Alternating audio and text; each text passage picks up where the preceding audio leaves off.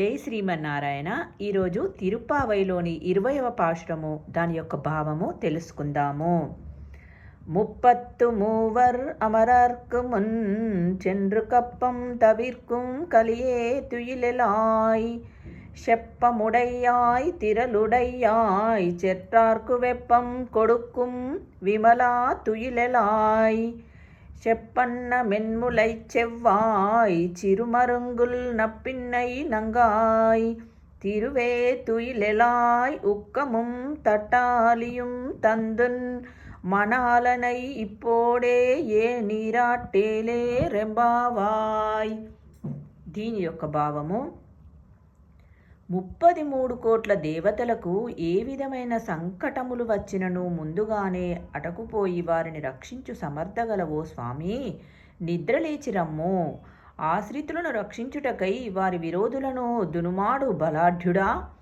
ఆశిత రక్షక ఓ బలశాలి, శత్రువులకే అతి దుఃఖమునిచ్చే నిర్మలుడా, నిద్ర నుండి మేలుకొను స్వామి అని స్తుతిస్తూ మేల్కొల్పినను స్వామి మేల్కొనకుండుట చూసి జగన్నాటక సూత్రధారి అయిన జగన్నాథుని మేల్కొల్పుమని నీలాదేవిని ప్రార్థిస్తున్నారు గోపికలు.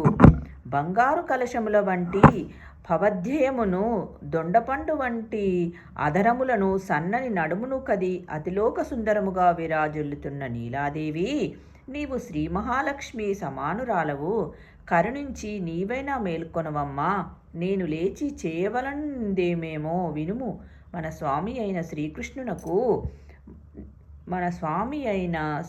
శ్రీకృష్ణునకు శరీరంపై చిరుచెమట పట్టినప్పుడు దానిని ఉపశమింపజేయగా వీవన కైంకర్యమును చేయుటకు ఒక దివ్యమైన వీవన నిమ్ము. వీవన అనగా విసనకర్ర నిమ్ము.